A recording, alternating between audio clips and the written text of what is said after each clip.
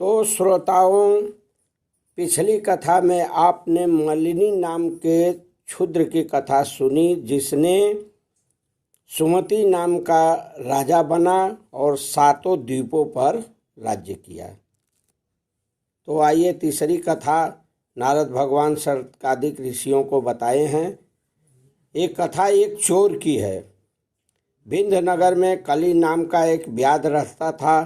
पराया धन हरण करना, पराई स्त्री को हरण करना, निंदा करना, सबको सताना उसका काम था। अरे गौ ब्राह्मण की तो पता नहीं कितनी हत्या ये प्रतिदिन करता था। एक बार वह सौवीर नामक नगर में गया। वह नगर हीरे मोती जवाहरात से परिपूर्ण था। वहाँ एक राम मंदिर देखा जो स्वर्ण कलश से सुसज्जित था। तो श्रोताओं, इसने सोचा क्यों न इसको लूट लें और खजाना लेकर यहाँ से चल दें। ऐसा सोचकर लूट की नीयत से मंदिर के पास पहुँचा। मंदिर में पुजारी पूजा कर रहे थे। श्रोताओं, वो पुजारी कोई और नहीं, वो उतंग ऋषि थे। तो इसने देखा तो घबरा गया। ये कहा, ये तो मेरे कार्य में बाधक बनेगा, इसे क्यों न मारा जाए और खजाना लेकर चल दे। ऐसा सोचकर गया, मंदिर में घुसा, उतंग ऋषि का बाल पकड़ा और जमीन पर पटका और सीने पर चढ़ बैठा। तलवार निकाल कर मारने को चाहा।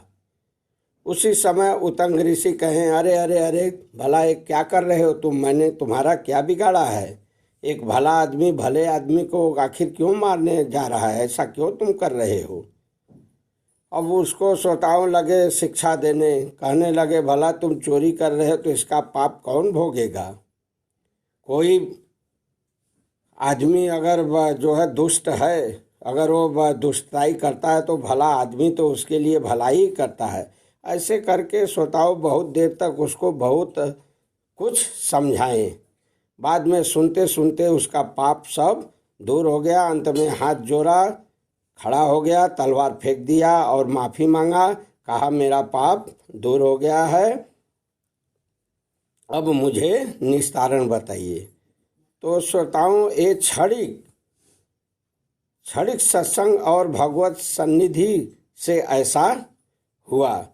तो निस्तारण पूछा और कहने लगा कि बताइए ब्राह्मण, मैं पूर्व जन्म में भी पाप किया जिसके कारण बहेलिया बना, और इस जन्म में भी न जाने कितने जो है पाप, हत्या, चोरी सब करता आया, पाप ही पाप। तो इस जन्म में पता नहीं क्या बनूंगा। आप जल्दी से मेरा निस्तारण का उपाय करिए। तो उतंग मुनि ने कहा, ठीक है, अगर तुम पाप से मुक्त होना चाहते हो तो चैत मास के शुक्ल पक्ष में रामायण की कथा सुनो, इससे तुम मुक्त हो जाओगे। तो श्रोताओं, वो कथा सुना नहीं। अभी गौतम ऋषि केवल उसको सलाह दे रहे थे, सलाह मशवरा होता रहा था। सलाह मशवरा के कारण उसी समय उसके प्राण पखेरु उड़ गए।